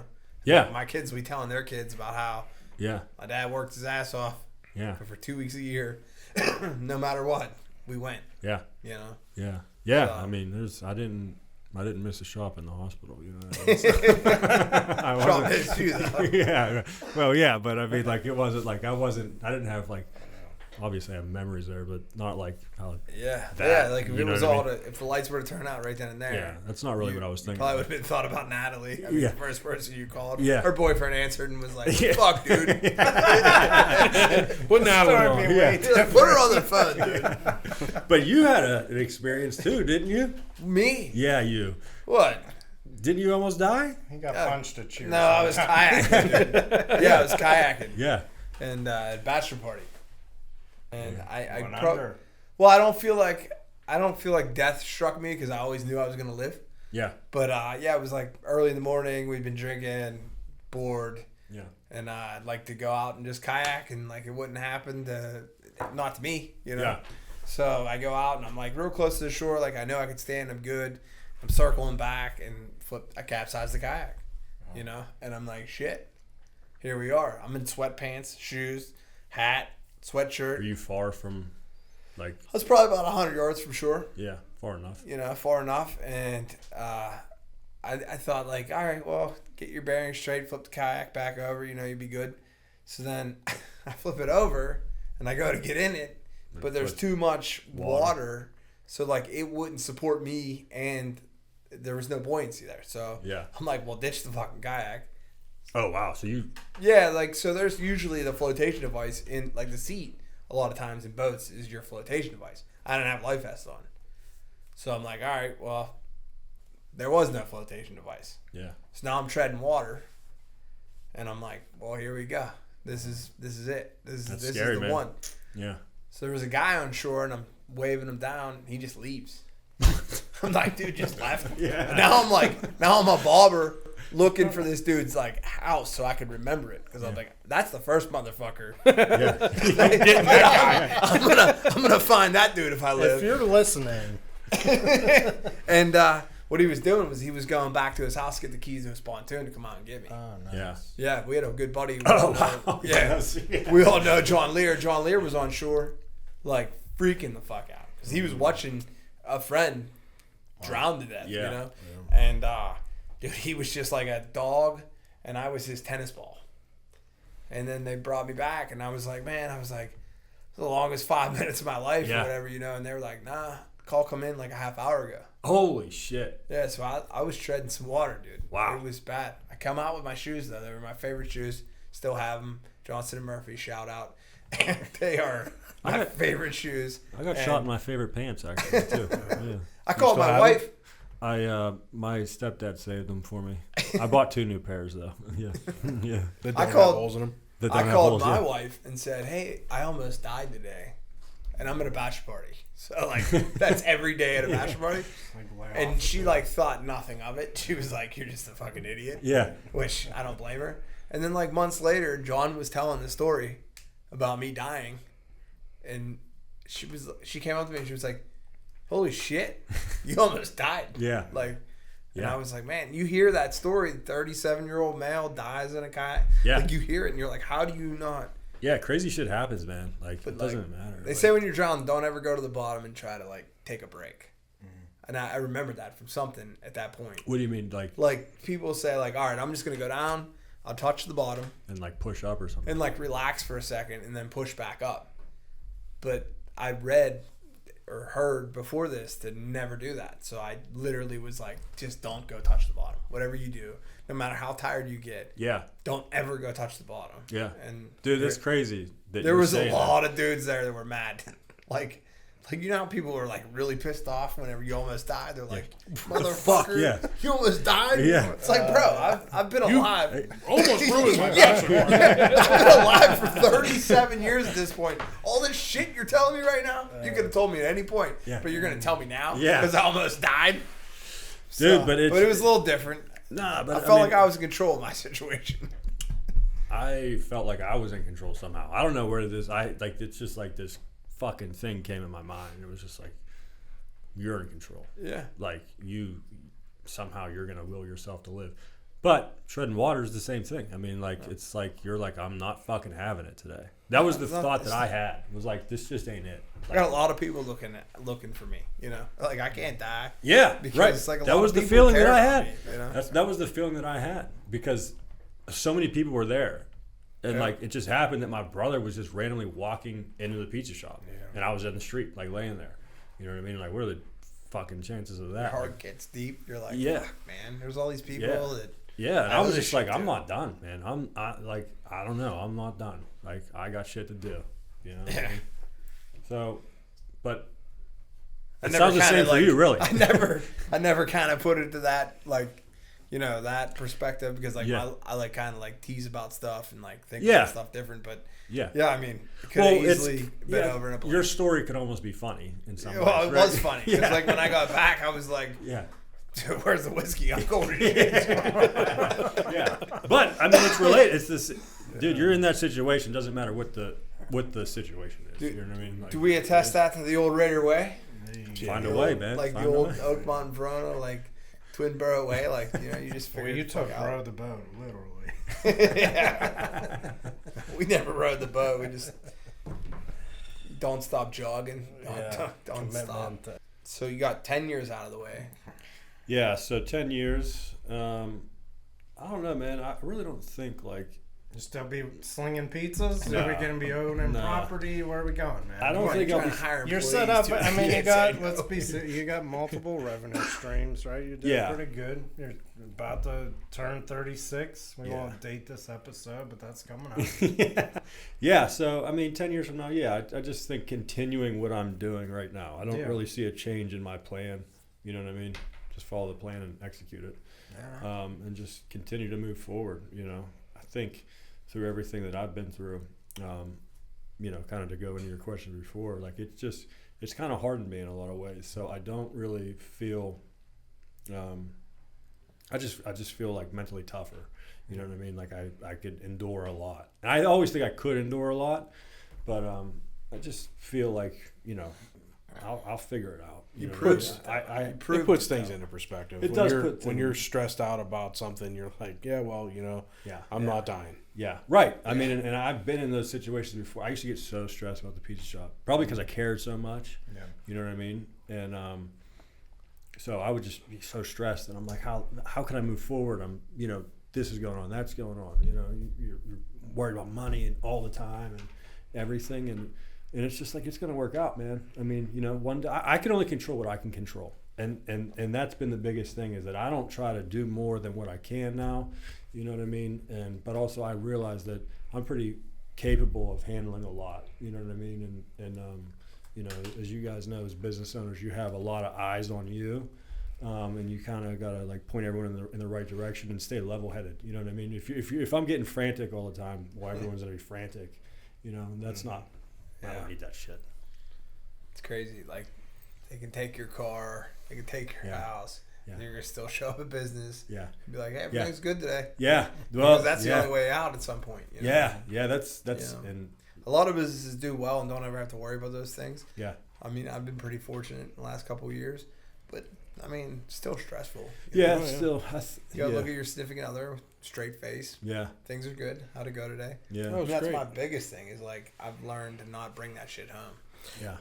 Yeah, but I'll tell you something. One thing that I've learned is that if you keep all that, I'm not saying to go home and beat your kids, you know, nothing like that. But sometimes, you know, when you're really stressed, bottling all that and keeping that all for yourself, it doesn't benefit anybody. Yeah, I've learned the petty shit you gotta let go. You can't bring the petty shit home. It's the deep problems. It's the deep problems. ones. Sometimes just having a lawsuits conversation need with to come home and be talked about. Yeah, like you got to deal with that shit. But when things are tough, petty shit. I agree. Yeah, with you. someone called off. You know, they don't even need to know how's it going. I'm plugging away. You know? Yeah. But if you're getting sued, then you got to kind of talk about that. It helps, you know, for me, Natalie is also very motivated and work oriented. You know what I mean? She's lived the life of a small, like, I mean, obviously Conco's not nowadays isn't a small family business, but they all live that life. Yeah, they all understand it. She's like extremely smart. They're all smart. You know what I mean? And they you know, she's still like involved in what she does, like very much so. Like she travels a lot for work and she works long hours like me. You know what I mean? And we talk it's mainly me talking, not her. But it's important. I mean, like we can all agree, our significant others are in it. They get it. Yeah. You know, they understand it. Yeah. So I mean, that's why we're sitting here tonight. I mean, 9:00 on a Tuesday. Yeah. We're trying to do something here to kind of help our business. Right. It's not about like what's a coach from Colorado? He says it's not about clicks and likes. This is about W's. You know, that's kind of what we're doing here. Not prime time. I'm a prime time fan, baby. I love him. He's changing the mold, but I do like what that coach said. He was like, because that's kind of what we're doing here. We're like, we don't want to be Instagram famous. Yeah. You know, we're not trying to sell the secret sauce, but we're trying to learn through this. Yeah. Like, because Jerry gets to see a lot of businesses. Yeah. Like, he deals with them. And, like, at PNC, you probably get to see a lot of businesses. But, like, I don't get to see that. Like, I get to hear the bitch stories. Yeah. But to, like, hear that it's possible to keep going, and it motivates people, you know? It definitely does. I you might not know this, Jerry, but I look at a guy like you, and I'm like, just keep moving forward. You know what I mean? Like, it's I do think of stuff like that very much, a lot. Sometimes I want to climb under my desk and hide. Yeah. And you've relayed that to me.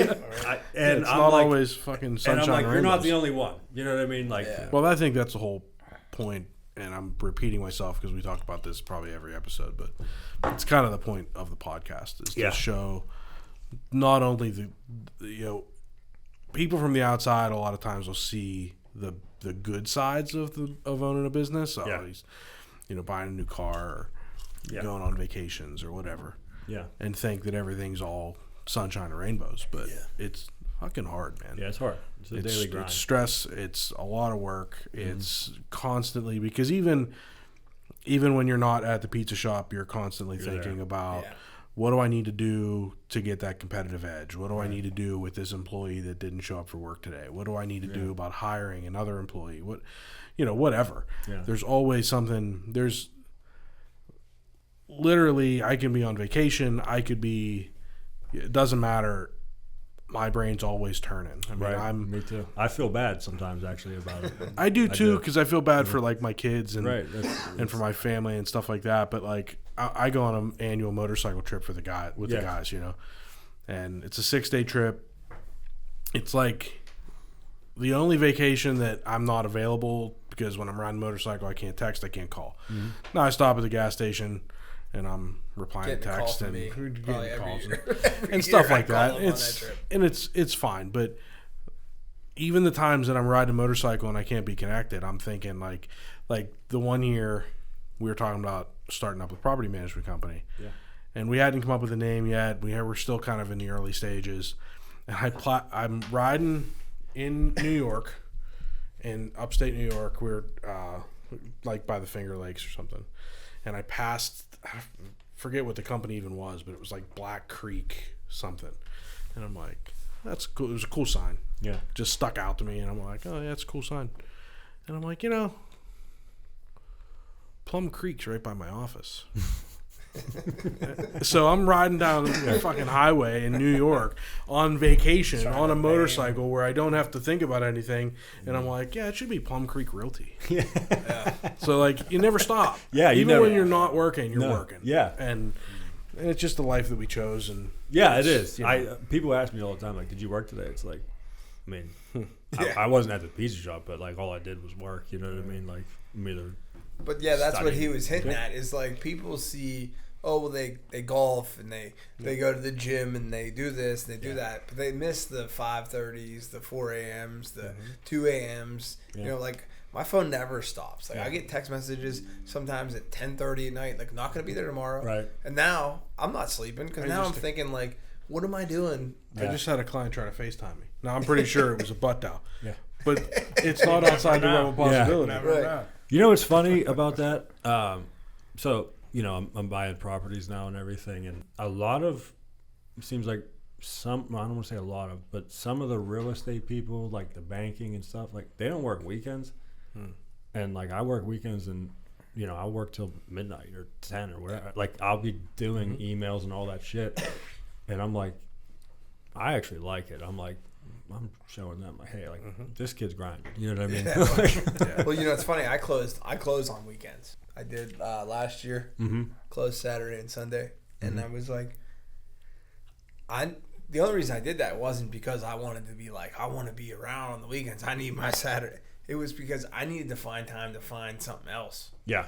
To like excel in, while I have the dry cleaners. Right. And if I'm working 7 days a week, I can't figure out my next move. Right. So and that's kind of freed me up to do my next move. Well, so I close on Tuesdays, and it's the same deal. Like, shop's closed. Shop's closed. Yeah.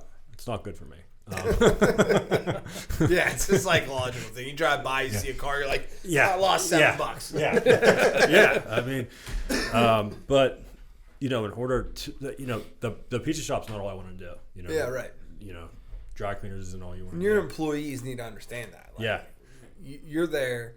They're there because you're there. Right. You're there because it got you there. Yeah. But they also need to understand that, like, everybody can be better off if you're not there. I've always thought that, and like I've always tried to get people to understand that. I'm like, I will pay you more money. Yeah, because I'll free up my salary. Yeah, like if I'm making 100 over here, yeah, then I'll free up mine over here. Right.